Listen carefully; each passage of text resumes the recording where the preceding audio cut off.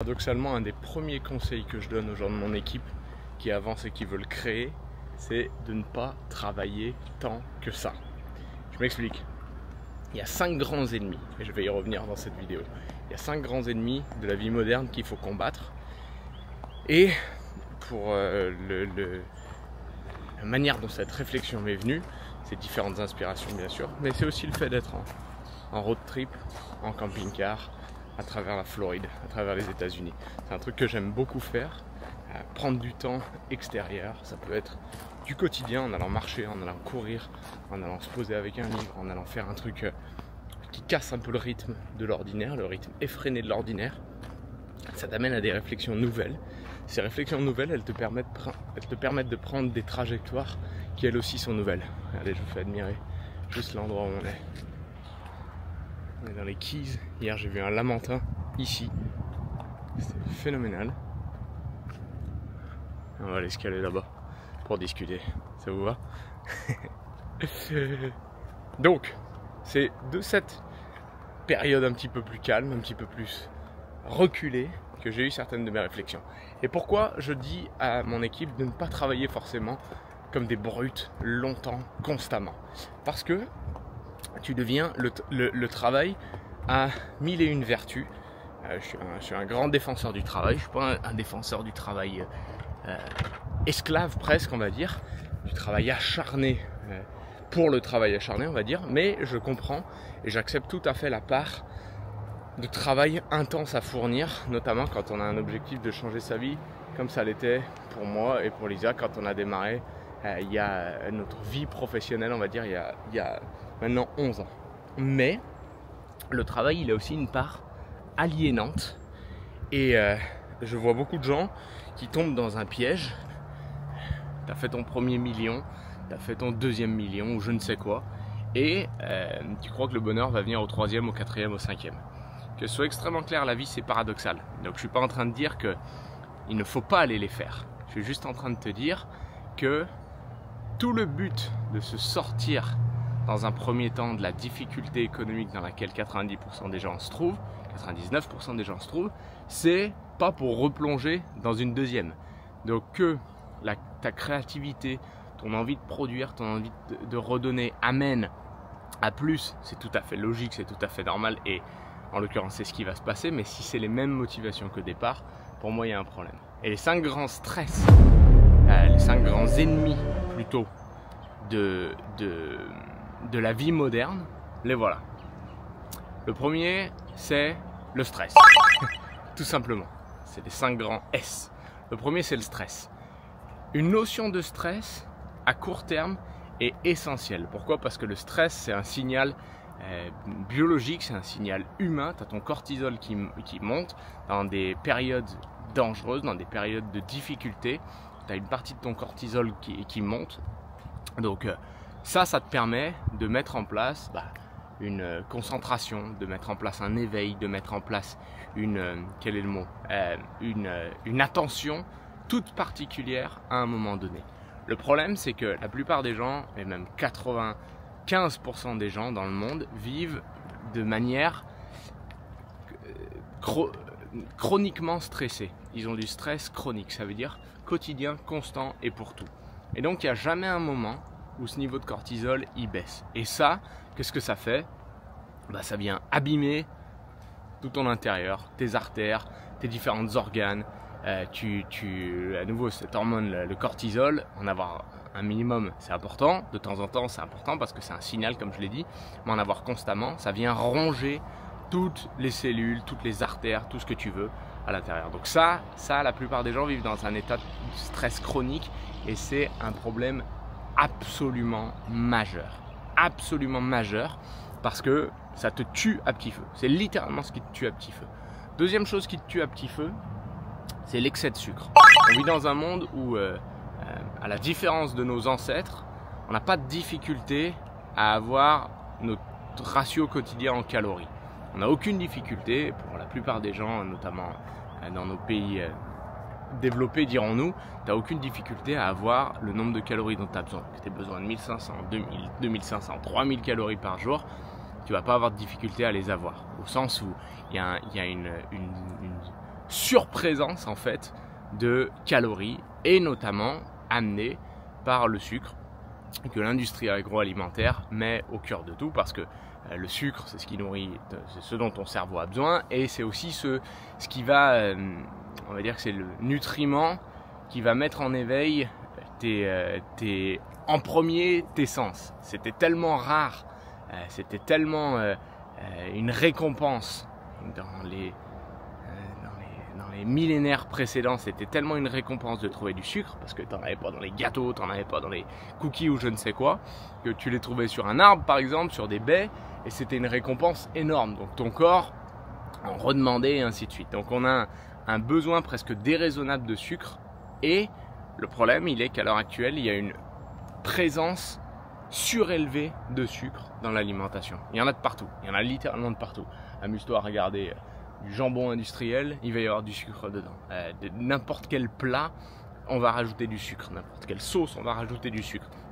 Ils en rajoutent même dans la viande. Il y en a littéralement de partout. Et cet excès de sucre-là, amusez-vous à faire le test si vous avez des enfants. Il faut leur donner du sucre de manière abondante, soit dit en passant. Les petits corps comme ça ne sont pas du tout capables de gérer cette quantité de sucre. Incapables de le gérer. Et donc, il y a des parents, des fois, ils me disent vous avez de la chance, vous les filles, elles sont calmes. Mais mon grand, tu lui files des gâteaux et des bonbons à 16h, 17h ou 18h, juste avant qu'il aille se coucher. C'est une source d'énergie qui est tellement rapide et qui est tellement intense que tu essayes de demander à ton enfant de te... Comme si tu disais à quelqu'un, bah tiens, je te fais boire 3 shooters de tequila, mais je veux que tu arrêtes la fête. Mon grand, c'est complètement incompatible, les deux ne vont pas ensemble. Et donc il faut comprendre que le sucre, la surprésence de sucre est catastrophique. Ça a un impact sur le sommeil, ça a un impact sur le surpoids, ça a un impact sur absolument tout. Et ça, c'est un de tes ennemis. Troisième ennemi, la sédentarité. La sédentarité, c'est on bouge 10 fois moins. On bouge 10 fois moins. Si tu regardes un petit peu, la plupart des gens, il y a ne serait-ce que quelques dizaines d'années, en fait, étaient pour la plupart avaient un métier manuel, et maintenant avec le développement de la technologie et du tertiaire, la plupart des gens ne bougent que très peu. Et donc on a même inventé les salles de sport pour aller bouger, le jogging pour aller bouger. Si tu regardes des vidéos d'il y a 30 ans ou 40 ans, il n'y a personne qui courait. Et c'est pas parce que les gens ne savaient pas courir, bien au contraire. C'est juste que personne ne courait pour le loisir, parce que tu n'avais pas besoin de cette dépense inutile de calories. À la fin, tout est une question d'efficience et tout est une question de gestion de calories. Et comme je le disais maintenant, on a un surplus de calories parce que d'une part, on a plus d'apport en sucre et aucune difficulté à manger, et que dans le même temps, on a la sédentarité, donc le fait de ne pas bouger, qui a augmenté aussi. Donc on dépense de moins en moins de calories par l'activité physique et on en a beaucoup plus en accès par l'alimentation. Et bien ce décalage-là, il fait que ton corps, il est fait pour bouger. Tu n'as pas eu un corps pour rester assis sur un bureau, pour rester couché à longueur de journée, pour avoir uniquement le cerveau qui tourne. Un des déséquilibres aussi, et pourquoi il y a besoin de beaucoup de sucre pour les gens.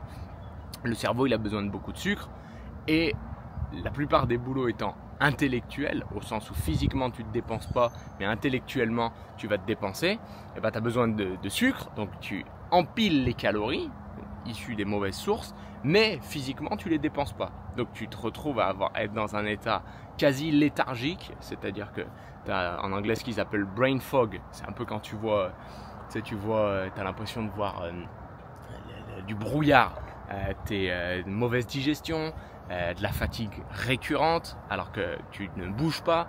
Bref, et pour la plupart des gens d'ailleurs qui ont des galères de sommeil ou qui ont des galères principalement de sommeil, on va dire, un des premiers éléments à bouger, c'est de casser un peu ta sédentarité. Parce que si ton corps il a besoin d'évolution comme ça, c'est la mort. Et si tu bouges jamais et que le soir tu essayes d'aller dormir, il n'y a pas de grosse différence. Donc impossible de t'endormir facilement. Donc tu dois bouger plus et tu dois dépenser plus. Et c'est la sédentarité. Allez, il s'éclate lui. La sédentarité, c'est un de tes ennemis absolus. Quatrième ennemi, donc on a déjà vu le sucre, on a vu la sédentarité, on a vu le stress qui est chronique.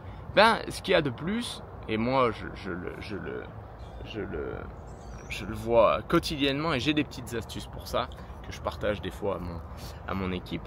Mais c'est les écrans. Screen. Le quatrième S, c'est screen, c'est les écrans. Les écrans, c'est une catastrophe. Au sens où, essaye d'analyser des fois. La première étape, c'est d'être conscient. Tu essayes d'analyser et tu te regardes et tu te dis, putain, mais combien de temps je passe devant un foutu écran alors que tout se passe autour. Ce qu'il faut bien comprendre, c'est que tu es obligé d'utiliser des artifices pour combattre ça. Pourquoi? Parce qu'en face de toi, les mecs de Google, les mecs de Facebook, les mecs d'Insta, etc., c'est les plus gros cerveaux du monde et leur seul objectif est de capter ton attention, que tu passes du temps sur les écrans parce que eux sont payés de cette manière. Bon, ça paraît logique, mais c'est littéralement le cas. Et donc, tu ne peux pas lutter contre ça juste par la force de ta volonté. Il faut utiliser des tactiques. Mais les écrans, typiquement, ça vient renforcer ce que je disais. Ça vient flinguer notamment toute ta dopamine, tous tes récepteurs de dopamine, ils sont grillés de chez grillés parce que toute la journée, tu es récompensé par un zinzin qui danse devant son téléphone, mais il danse devant une musique sympa, donc toi ça t'excite, ça vient flinguer tous tes récepteurs à tel point que les choses que tu aimes et qui sont essentielles et qui avant étaient des récompenses absolues, c'est-à-dire voir tes enfants s'amuser, t'amuser avec tes enfants, ça veut dire passer du bon temps avec des amis, aller manger avec des amis, même être intéressé par ton travail, par ton activité professionnelle, tu ne l'es plus parce que tu as constamment un déséquilibre. C'est plus récompensant d'un point de vue biologique pour toi d'être face à un écran que d'être face à des vrais gens. Aussi incroyable que ça puisse paraître. Alors qu'à chaque fois que tu poses le téléphone, tu te dis putain mais qu'est-ce que j'ai foutu? Qu'est-ce que j'ai foutu? Pourquoi j'ai passé tout ce temps? Eh ben, c'est juste que tu essayes de lutter contre ta biologie. Et ça peut pas marcher. Donc tu dois trouver des astuces et des stratagèmes pour éviter d'avoir des écrans. Arrêter d'avoir des notifications. Poser le téléphone dans certains moments. Poser le téléphone après une certaine heure. Peut-être avoir 2 téléphones. Ça, c'est une de mes tactiques. Peut-être te faire des retraites sans téléphone. Je sais que c'est ridicule. Même moi, en le disant, je me dis que c'est ridicule d'en être réduit à ça. Mais je me rappelle aussi qu'en face de moi, c'est les gens avec pas les pires intentions du monde, mais pas loin, qui n'ont qu'une seule avis et qui n'ont qu'une seule envie, c'est de bouffer mon temps et mon attention. Donc, oui, mes stratagèmes sont un peu ridicules, mais si c'est ça qui me permet d'avoir une bonne qualité de vie, alors go. Et le dernier comment je pourrais dire, des 5 ennemis, c'est les pensées négatives. De laisser germer en toi des pensées négatives. Il faut comprendre que tu as presque paradoxalement, tu as 2 personnalités. Et ces 2 personnalités font le 1. Tu as la personnalité presque physique, celle qui parle, celle qui est extérieure au monde, dirons-nous. Elle, c'est celle que tu crois être toi, mais la deuxième, c'est la petite voix qui te parle dans ta tête. Et tout le monde là, c'est normal, tu es un mix des deux, tu es un mélange de ces deux-là. Et sauf que, je suis en train de lire un livre qui s'appelle Napoleon Hill, donc certains le connaissent pour son livre Think and Grow Rich, Penser et devenir riche. Mais il en a un autre qui s'appelle Outwitting the Devil. Et en gros, c'est une conversation qu'il a avec le diable. Et il interviewe le diable. Et le diable lui explique comment il prend possession de l'esprit des gens. Et c'est figuratif, hein, c'est une image, c'est tout ce que tu veux. Mais un des points essentiels de ce livre, c'est qu'il explique dedans que la façon dont le diable intervient, c'est qu'il s'insère petit à petit dans les pensées négatives. Il les voit et il les fait germer. Donc toutes les conversations intérieures négatives que tu as en toi, toutes ces conversations-là, elles sont issues d'une chose, c'est qu'elles sont issues de toi qui les laisses germer. Et ça a un impact considérable sur le monde. Regardez, je vais vous prendre un exemple. Je suis ici, ok? Et pour vous dire à quel point tu peux avoir deux perceptions du monde. La première perception, donc je suis en Floride, ok? Si tu es câblé mentalement à te dire voyager, c'est pas bon, parce que c'est pas bon pour la planète, parce que c'est pas bon pour ci, parce que c'est pas bon pour ça, tu vas interpréter cette vidéo ou même cette position si tu étais à ma place en te disant tiens, et là, je suis en train d'abîmer ici, je suis en train de faire ça, je suis en train d'avoir un impact là-dessus. Ton expérience de ce moment-là précis est foutue. Négatif au possible. La deuxième chose, c'est que si tu te dis je voyage en conscience, raisonnablement, je découvre des nouveaux endroits, je découvre des nouvelles expériences, des nouvelles sensations que je vais pouvoir retransmettre, retranscrire auprès de nouvelles personnes, auprès d'autres gens, et ça va apporter un plus au monde, mon expérience ici est absolument positive. La différence, physiquement, rien. C'est exactement le même moment qui s'est passé. Mais ma perception mentale a tout influencé. Ma perception mentale a défini la qualité de mon expérience. Et je peux vous dire que ça, c'est peut-être le plus gros tueur. Pourquoi? Parce que quand tu penses négativement, à quoi bon bouffer autre chose que du sucre? À quoi bon se battre contre son stress chronique? À quoi bon se battre contre la sédentarité? À quoi bon se battre contre j'ai oublié le quatrième, mais vous comprenez. À quoi bon? Tu dois travailler ton cerveau. Et la chance inouïe que j'ai eue il y a 11 ans, mais que j'ai eu aussi avec mon éducation, mais on va dire qui a surtout été permise il y a 11 ans en rencontrant un Herbalife, c'est de mieux m'entourer. Et là, on s'apprête à vivre une semaine de vacances Herbalife. Donc, les vacances Herbalife, c'est juste les meilleurs producteurs qui sont regroupés et récompensés pour vivre une semaine tout frais payé à Miami. Nous, on a décidé de passer un peu de temps en famille avant en camping-car. Mais on a les games aussi. Mais ça, c'est avoir un entourage, une communauté. C'est la plus grande richesse du 21e siècle. C'est la plus grande richesse du 21e siècle. Donc, pour ceux qui démarrent avec moi, et ceux qui ont déjà démarré, vous le savez, vous l'avez déjà expérimenté. Ouais, des fois, ton business, il va un peu plus vite que ce que tu pensais. Des fois, il va aussi un peu moins vite que ce que tu pensais. Et tu penses, logiquement, avant de démarrer, que ton gain principal, tu vas le juger, tu le jugeras en fonction de l'argent que tu vas gagner. Et en partie, c'est vrai, ça doit l'être. Mais ce que tu vas vite réaliser, c'est que le bénéfice que tu vas gagner, principalement, il est dans les relations que tu vas créer, dans le soutien que tu vas avoir. Quand tu as autour de toi des gens qui travaillent sur eux, qui s'inspirent, qui avancent, qui progressent, tu es forcé de faire la même chose, bon gré ou mal gré. Et ça, c'est puissant. Donc si vous êtes dans cet état et que vous souffrez d'un de ces 5,5 et que vous ne savez pas comment vous en sortir, notre solution avec Herbalife, elle est totale. Notre solution avec Herbalife, elle regroupe les 5,5, elle vient les battre, elle vient les combattre constamment. Et ça, je peux vous dire un truc, c'est que c'est une des... Les gens me demandent des fois, mais pourquoi vous faites pas autre chose, etc. Mais déjà, il faudrait être fou. Et d'autre part, mais quel kiff d'avoir ça et de le transmettre.